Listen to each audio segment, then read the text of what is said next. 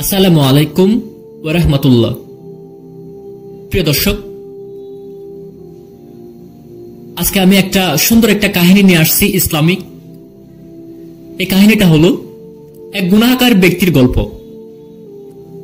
খুবই সুন্দর একটা গল্প।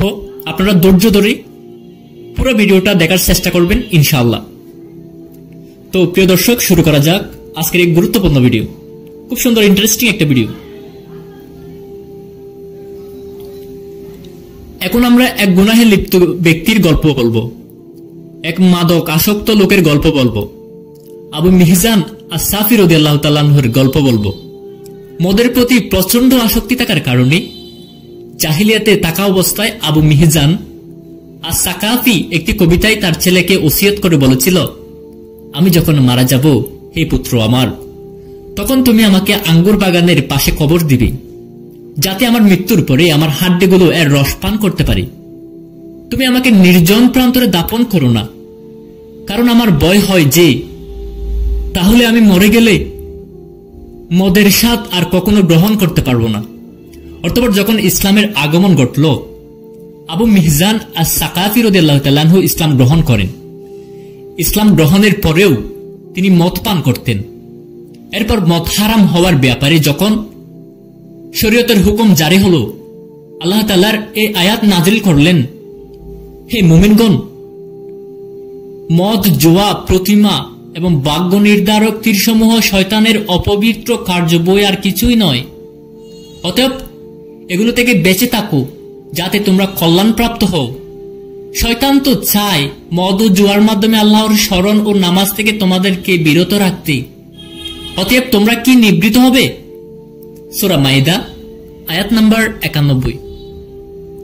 তখন সাহাবায়ে কেরাম রাদিয়াল্লাহু তাআলা আনহু বললেন, হে আমাদের রব, আমরা তো ধ্বংস হয়ে গেছি। হে আমাদের রব, আমরা তো ধ্বংস হয়ে গেছি। আবু মিহজান রাদিয়াল্লাহু তাআলা আনহু বললেন, হে আমাদের রব, আমরা তো ধ্বংস হয়ে গেছি, আমরা তো শেষ হয়ে গেছি।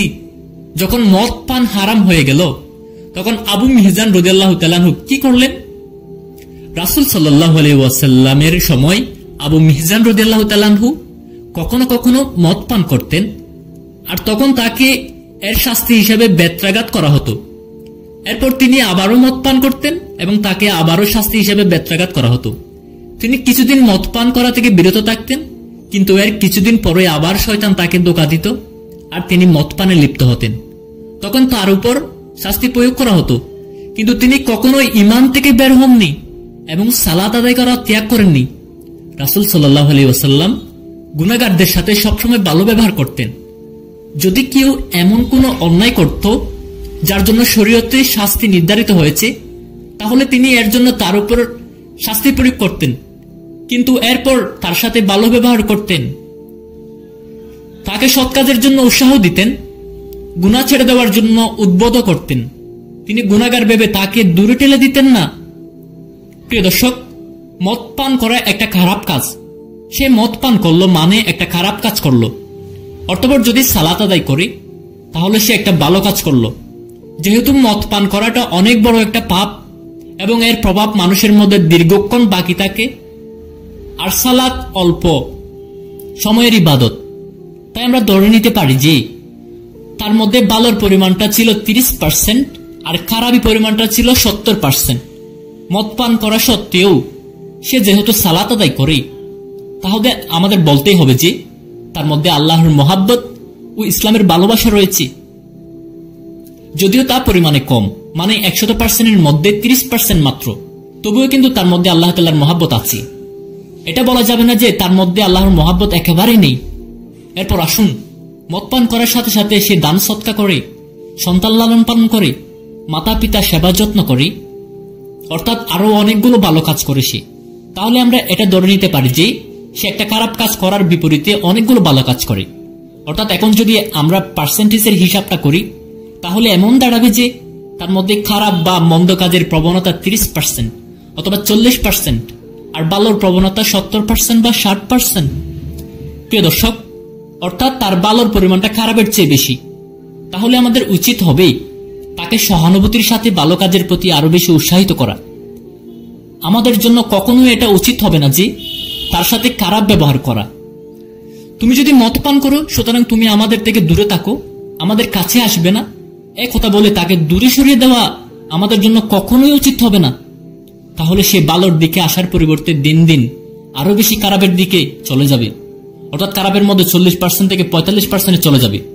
প্রিয় দর্শক, এরপর আমরা যখন তার সাথে আরো বেশি খারাপ আচরণ করব, তখন সেই পরিমাণটা আরো বাড়তে থাকবে, 45 থেকে 50, 50 থেকে 55, এভাবে বাড়তেই থাকবে। বরং তার সাথে আমাদের ভালো ব্যবহার করা উচিত। আমরা যদি তার সাথে খারাপ ব্যবহারের পরিবর্তে ভালো ব্যবহার করি, সহানুভূতির সাথে তাকে বলি যে, ভাই তুমি মদ পান করো ঠিক আছে, কিন্তু তুমি তো মাতা পিতার খেদমত করো, ইনশাআল্লাহ তাদের দুয়ার বরকতে একদিন তুমি তওবা করবে, মদ পান ছেড়ে দিবে। তুমি তো সালাত আদায় করো, তুমি সালাত আদায় করতেই থাকো, ইনশাআল্লাহ একদিন দেখবে সালাত তোমাকে অশ্লীল ও খারাপ কাজ থেকে বিরত রাখবে। আল্লাহ তাআলা বলেছেন, নিশ্চয় সালাত অশ্লীল ও খারাপ কাজ থেকে বিরত রাখে, আর মদ পান তো একটা খারাপ কাজ, সালাত তোমাকে সেটা থেকে বিরত রাখবে। আমরা যখন তাকে এভাবে ভালো কাজের প্রতি উদ্বুদ্ধ করতে থাকবো, তখন ধীরে ধীরে তার মধ্যে ভালো কাজের পরিমাণটা বাড়তে থাকবে এবং খারাপ কাজের পরিমাণটা আস্তে আস্তে কমতে থাকবে। প্রিয় দর্শক, আবু মিহজান রাদিয়াল্লাহু তাআলা আনহু এর ঘটনা শেষ করার পূর্বে অন্য আরেকজনের একটা ঘটনা বলি। আব্দুল্লাহ নামে এক সাহাবী ছিলেন, যাকে মানুষ হাম্মার, গাদার মালিক বলে ডাকত। এটা তাকে তিরস্কার করে বা গালে দিয়ে ডাকত না, যেমন আমরা বর্তমানে কাউকে বাজ পাখি এরকম বলে সম্বোধন করে তার দ্রুততা ও চালাকি বুঝায়। এর মাধ্যমে তাকে কিন্তু একটি হিংস্র পাখি বুঝায় না, বরং তার দ্রুততা ও চালাকি বুঝায়। অনুরূপভাবে সাহসী লোককে আমরা সিংহের সাথে তুলনা করি, তাকে সিংহ বলার মাধ্যমে আমরা বনের কোন হিংস্র প্রাণী বুঝাই না। পূর্বীয় মানুষ একজন আপনজনকে এ ধরনের বিভিন্ন খেতাবে ডাকত, সুতরাং তারা ধৈর্যশীল মানুষকে হাম্মার বলে ডাকত। আব্দুল্লাহ আল হাম্মার রাদিয়াল্লাহু তাআলা আনহু রাসূল সাল্লাল্লাহু আলাইহি ওয়াসাল্লামকে অনেক মহব্বত করতেন।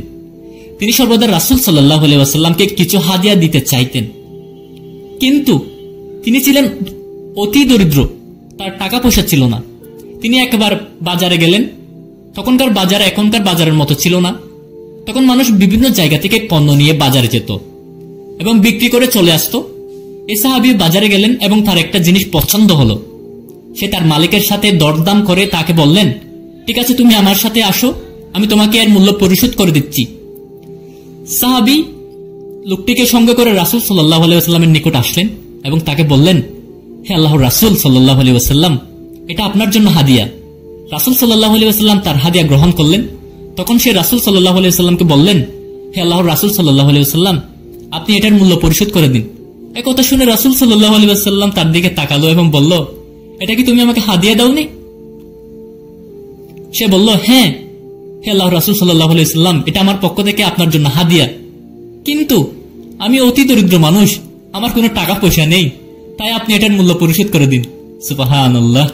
রাসূল সাল্লাল্লাহু আলাইহি ওয়াসাল্লামের সাথে সাহাবায়ে কেরাম রাদিয়াল্লাহু তাআলা আনহুর মহব্বত ছিল এমনই অকৃত্রিম। অতঃপর রাসূল সাল্লাল্লাহু আলাইহি ওয়াসাল্লামের মূল্য পরিশোধ করে দিলেন। রাসূল সাল্লাল্লাহু আলাইহি ওয়াসাল্লামের সাথে লোকটির ভালোবাসা ছিল চমৎকার। সে রাসূল সাল্লাল্লাহু আলাইহি ওয়াসাল্লামের অত্যন্ত মহব্বত করত, কিন্তু লোকটি মদ পান করত, কারণ সে জাহেলি যুগ থেকেই ছিল মাদকাসক্ত। তাকে এই কাজ থেকে অনেক নিষেধ করা হতো, কিন্তু কখনো কখনো তার মন দুর্বল হয়ে যেত আর সে মদ পান করত। সে যখনই মদ পান করত তখন তাকে রাসূল সাল্লাল্লাহু আলাইহি ওয়াসাল্লামের নিকট নিয়ে আসা হতো এবং এর শাস্তি স্বরূপ তাকে বেত্রাঘাত করা হতো। অতঃপর সে চলে যেত। এভাবে একদিন তাকে মদ পান করার শাস্তি দেওয়ার পর সে বের হচ্ছিল, তখন এক সাহাবী তাকে বলল, তোমার উপর আল্লাহর লানত বর্ষিত হোক, এতবার শাস্তি দেওয়ার পরেও তুমি মদ পান করো। তখন রাসূল সাল্লাল্লাহু আলাইহি ওয়াসাল্লাম তাকে বললেন, তুমি তাকে লানত করো না, কারণ আমি জানি সে আল্লাহ ও রাসূলকে মহব্বত করে, তাদের ভালোবাসে। অর্থাৎ রাসূল সাল্লাল্লাহু আলাইহি ওয়াসাল্লাম তার কল্যাণের দিকে, তার ভালো কাজের দিকে লক্ষ্য করেছেন, তার মন্দের দিকটির প্রতি তিনি কিন্তু লক্ষ্য করেননি এবং বারবার মদ পান করার পরেও তাকে তিরস্কার করেননি, বরং তাকে সৎ ও ভালো কাজের প্রতি উদ্বুদ্ধ করেছেন, আহ্বান করেছেন। আবু মিহজান রাদিয়াল্লাহু তাআলা আনহু ছিলেন একজন সৎ, নেককার ও মুত্তাকি লোক, কিন্তু কখনো কখনো তার পা পিছলে যেত, তিনি মদ পান করে ফেলতেন। কাদেসিয়ার যুদ্ধের সময়ও তিনি মুজাহিদিনের সাথে যুদ্ধ বের হলেন। যুদ্ধের আমির ছিলেন সাদ ইবনে আবু ওয়াক্কাস রাদিয়াল্লাহু তাআলা আনহু। ময়দানে পৌঁছার পর সাদ ইবনে আবু ওয়াক্কাস রাদিয়াল্লাহু তাআলা আনহু এবং কাফের সেনাপতির মধ্যে দীর্ঘ পত্র আদান প্রদান হলো। এটা অনেকদিন চলতে থাকলো। এই সময় আবু মিহজান রাদিয়াল্লাহু তাআলা আনহুর মদের প্রতি আগ্রহ দেখা হলো এবং ধীরে ধীরে তার চূড়ান্ত আকার ধারণ করলো। কিন্তু তিনি এখানে এত মুজাহিদিনের মধ্যে কিভাবে মদ পান করবেন? আবু মিহজান রাদিয়াল্লাহু তাআলা আনহু লুকিয়ে একটি নিরাপদ স্থানে চলে গেলেন এবং 4-5টা ভালোভাবে দেখে নিয়ে মদ পান করলেন। কিন্তু তিনি নেশাগ্রস্ত অবস্থায় ধরা পড়লেন। তাকে গ্রেপ্তার করে আমিরুল মুজাহিদিন আমির সাদ ইবনে আবু ওয়াক্কাস রাদিয়াল্লাহু তাআলা আনহুর নিকট আসা হলো। সাদ রাদিয়াল্লাহু তাআলা আনহু তাকে ধরে একটি ঘরের মধ্যে বন্দী করে রাখলেন এবং তাকে যুদ্ধে অংশগ্রহণ করতে নিষেধ করে দিলেন। তখন আবু মিহজান রাদিয়াল্লাহু তাআলা আনহু কি করলেন? তিনি কি এটাকে নিজের জন্য আশীর্বাদ মনে করে হাত পা গুটিয়ে বসে রইলেন? না, আবু মিহজান রাদিয়াল্লাহু তাআলা আনহু বরং নিজের জন্য এটাকে আল্লাহর রাস্তায় জিহাদের বিশাল সওয়াব থেকে নিজেকে বঞ্চিত মনে করলেন। তিনি অনেক অস্থির হয়ে পড়লেন এবং বললেন, এটা স্থিরতার বিষয় নয়, আমি আল্লাহর রাস্তায় জিহাদ করে বিশাল সওয়াবের অধিকার হওয়ার জন্য এসেছি। আর সাদ রাদিয়াল্লাহু তাআলা আনহু আমাকে মদ পানের অপরাধে এই সওয়াব অর্জন থেকে বিরত রাখছে। আবু মিহজান রাদিয়াল্লাহু তাআলা আনহু ঘরে বন্দী অবস্থায় বসে আছেন।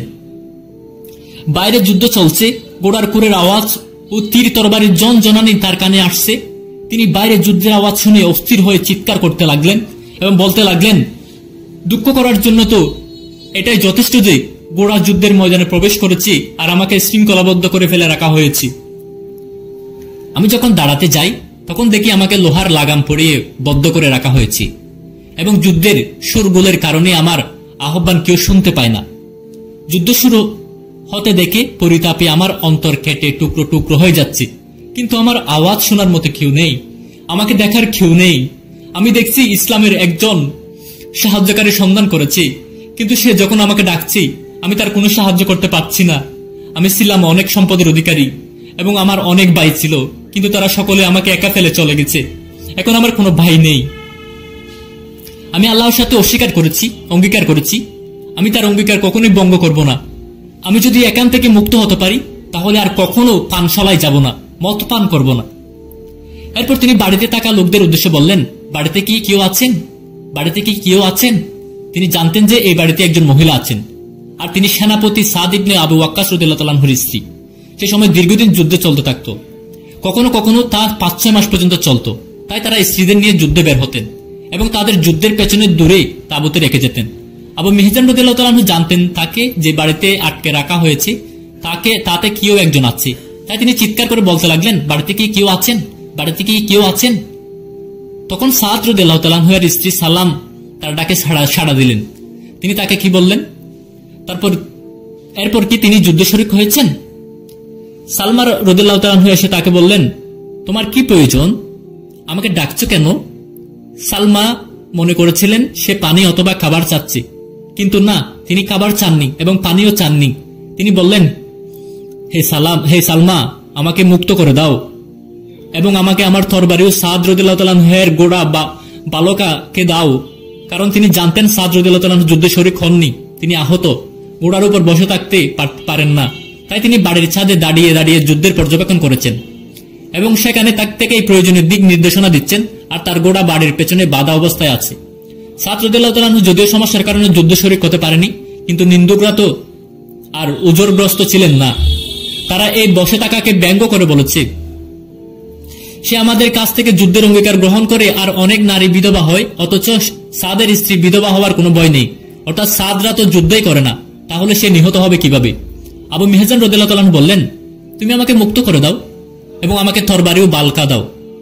আমি তোমাকে আল্লাহর নামে ওয়াদা করে বলতেছি, আমি যদি নিরাপদ বেঁচে থাকি তাহলে আবার ফিরে এসে স্বেচ্ছায় হাত পা শিকল দিয়ে বন্দিত্ব বরণ করব, আর যদি যুদ্ধে নিহত হই তাহলে তো তোমরা আমার থেকে মুক্ত হয়ে গেলে। তিনি তখন তাকে মুক্ত করে দিলেন এবং তাকে তরবারি ও বালকা গোড়া দিলেন। সাদ রাদিয়াল্লাহু তাআলা আনহু এসবের কিছুই জানতেন না, কারণ তিনি তখন বাড়ির ছাদের উপর থেকে যুদ্ধ পর্যবেক্ষণে ব্যস্ত।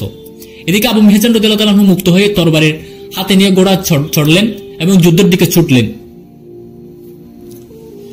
তখন যুদ্ধের অবস্থা তুঙ্গে, অনেক ভয়াবহ। ঘোড়া তাকে নিয়ে যুদ্ধের ময়দানে ঢুকে পড়ল এবং একবার ডান দিকে, একবার বাম দিকে, একবার সামনের দিকে, একবার পেছনের দিকে ছুটতে লাগলো।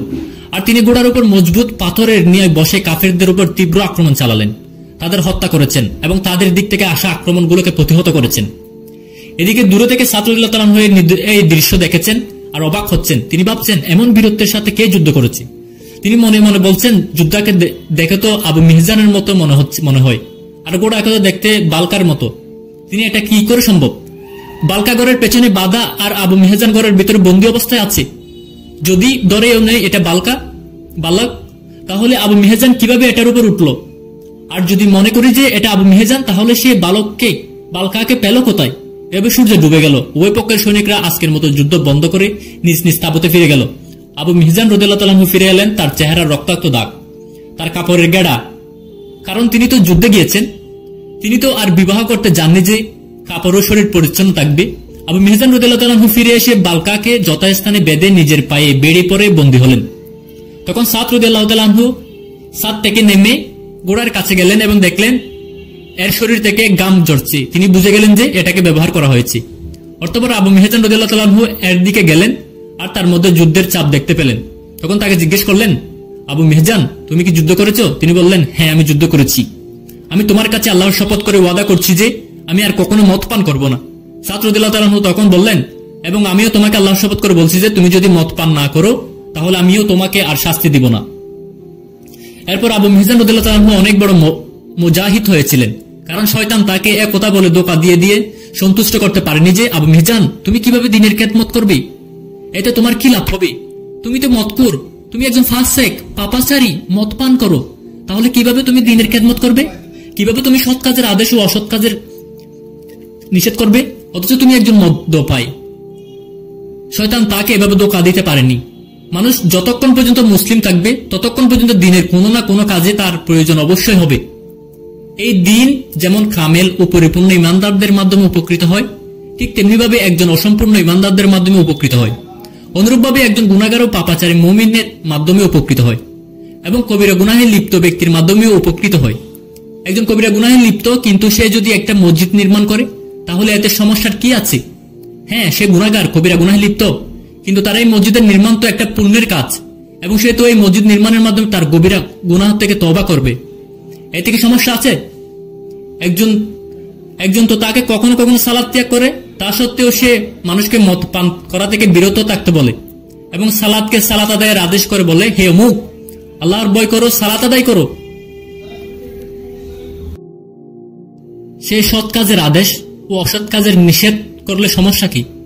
হোক না দিন পালনের ক্ষেত্রে তার ঘাটতি আছে, এমনকি কেউ আছে যে সে কখনো ভুল করেনি, গুনাহের কাজ করেনি, এমনকি কেউ আছে যে সারা জীবন শুধু নেকির কাজ করেছে। মানুষ গুনাহে লিপ্ত হলেও তাকে সর্বদা এটা স্মরণ রাখতে হবে যে এই আয়াতে আল্লাহ তাআলা তাকে উদ্দেশ্য করেছেন। আল্লাহ তাআলা বলেন, আপনার পালনকর্তার পথের প্রতি আহ্বান করুন, জ্ঞানের কথা বুঝিয়ে এবং উত্তম রূপে উপদেশ শুনিয়ে।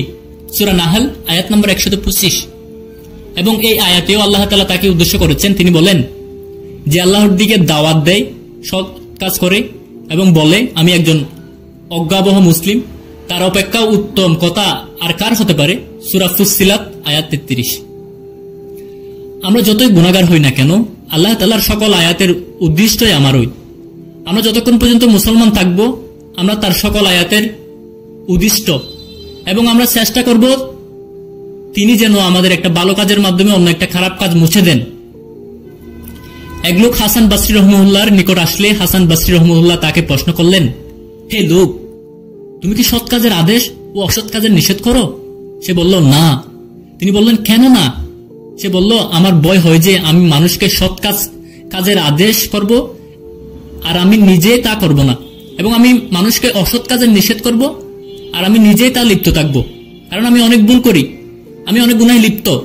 তখন হাসান বসরি রহিমাহুল্লাহ তাকে বললেন, সুবহানাল্লাহ, শয়তান তো এটাই চাই যে সে তোমাদের এভাবে ধোঁকা দিবে। হে লোক, তোমাদের মধ্যে কে আছে যে গুনাহ থেকে সম্পূর্ণ মুক্ত, যে কোনো একটা বিতর্কিত কাজেও লিপ্ত নয়? তা সত্ত্বেও তো আমরা মানুষকে ওয়াজ নসিহত করি, কে জানে হয়তো এর মাধ্যমে একজন লোক মুক্তি পেয়ে যাবে।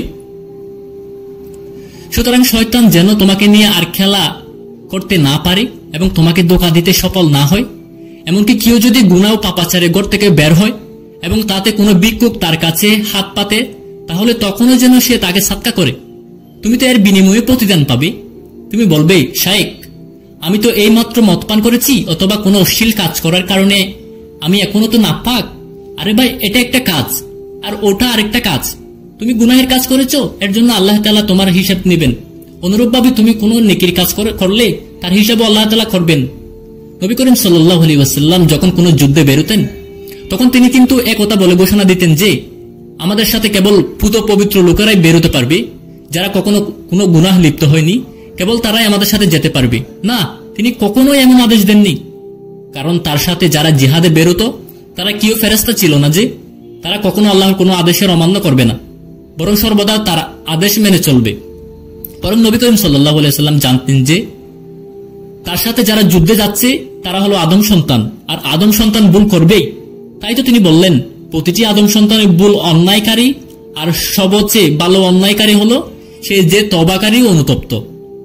সুতরাং এসো আমরা সকলেই একমত হই যে আমাদের মধ্যে যারা মাদ্রাসায় আছে, যারা বিশ্ববিদ্যালয়ে আছে এবং যত বন্ধু আছে হোক, তারা সোশ্যাল মিডিয়ার মাধ্যমে অথবা কোনো প্রতিষ্ঠান একসাথে থাকার কারণে বন্ধুত্ব হয়েছে, অথবা কোনো এক সফরে গিয়ে তার সাথে পরিচয় হয়েছে, অথবা অন্য কোনোভাবে আমরা যে যতটুকু পারি নেক কাজ করব এবং কাউকে কোনো অন্যায় কাজ করতে দেখলে তাকে বাধা দিব। হোক না আমার মধ্যে কোনো একটা বিষয়ে ঘাটতি আছে, আমি কোনো একটা অপরাধের সাথে জড়িত আছি, কিন্তু এটা যেন আমাকে সৎ কাজের আদেশ ও অসৎ কাজের নিষেধ থেকে বিরত করতে না পারে। অনুরূপভাবে বিশ্ববিদ্যালয় বা বাজারে অথবা অন্য কোনো স্থানে সকল বোনদের বলছি, যখন আপনি বাজারে যাচ্ছেন, আপনি দেখলেন আপনার কোনো সহপাঠী বা পরিচিত কেউ কোনো একটা খারাপ কাজে লিপ্ত হয়েছে, তাহলে আপনি তাকে তা থেকে নিষেধ করবেন। এমনকি আপনি যদি হিজাববিহীন বেপরদায়ও থাকেন এবং আপনার মধ্যে কোনো গুনাহের বিষয়ও থাকে, তবুও আপনি তাকে তা থেকে নিষেধ করবেন। আপনি তাকে বলবেন, হে বোন আমার, এটা ঠিক যে আমি এখন বেপরদায় আছি, এটা একটা গুনাহের কাজ, কিন্তু তুমি যা করেছো এটা অন্যায়, সুতরাং তুমি এই কাজ থেকে বিরত থাকো। অথবা আপনি কোনো বোনকে দেখলেন যে সে সালাত আদায় করছে না, তখন আপনি তাকে সালাত আদায় করতে বলবেন। আপনি তাকে বলবেন, হে বোন আমার, তুমি পর্দা করো না ঠিক আছে, তবে সালাতটা তো কমপক্ষে আদায় করো। কারণ রাসূল সাল্লাল্লাহু আলাইহি ওয়াসাল্লাম বলেছেন, মুসলমান এবং কাফের মুশরিকদের মাঝে পার্থক্য হলো সালাত ছেড়ে দেওয়া। অন্য হাদিসে এসেছে রাসূল সাল্লাল্লাহু আলাইহি ওয়াসাল্লাম বললেন, আমাদের মাঝে এবং তাদের মাঝে যে চুক্তি হয়েছে তা হলো সালাত, সুতরাং যে সালাত ত্যাগ করলো সে কুফরি করলো। হ্যাঁ, আপনি যদি বেপরদাও থাকেন তাহলে আপনি কোনো সালাত ত্যাগকারীকে সালাতের আদেশ দিলে আপনার কি কোনো ক্ষতি হবে? না। আপনি অবৈধ কাজে লিপ্ত কাউকে অশ্লীল কাজ থেকে বিরত হতে বললে আপনাকে কি কোনো ক্ষতি হয়ে যাবে? না। আমরা যখন মানুষকে সৎ কাজের আদেশ ও অসৎ কাজের নিষেধ করতে থাকবো এবং ভাববো যে পুরো কোরআনে কারিমে আল্লাহ তাআলা আমাকে এই সম্বোধন করেছেন, তাহলে আমরা সাহাবীদের যুগে ফিরে আসবে, তাহলে আবার আমাদের মাঝে সাহাবীদের যুগ ফিরে আসবে। প্রিয় দর্শক, আবু মিহজান রাদিয়াল্লাহু তাআলা আনহু যদিও একটা ভুলের মধ্যে ছিলেন এবং একটা গুনাহ করতেন, তা সত্ত্বেও তিনি নিজেকে কখনো কাটো করে দেখেননি। তিনি বলেছেন, হে আমি একটা ভুলে পতিত, আমার দ্বারা একটা কবিরা গুনাহ হয়ে যায় এবং এটা বিষয়ে শয়তান আমাকে নিয়ে খেলা করে, কিন্তু আমি কিছুতেই শয়তানকে এই সুযোগ দিব না যে শয়তান আমার উপর এর চেয়েও বেশি প্রভাব বিস্তার করুক, আমাকে আরো বেশি গুনাহের কাজে লিপ্ত করুক। হ্যাঁ, এটা সত্য যে শয়তান আমাকে একবার ধোঁকা দিয়েছে, আমি মদ পান করেছি, একবার ধোঁকা খেয়েছি, কিন্তু আমি তাকে এর চেয়ে বেশি সুযোগ দিব না। আমি জিহাদ থেকে বিরত থাকবো, বরং আমি জিহাদ করব এবং দিনের কাজে সাহায্য করব।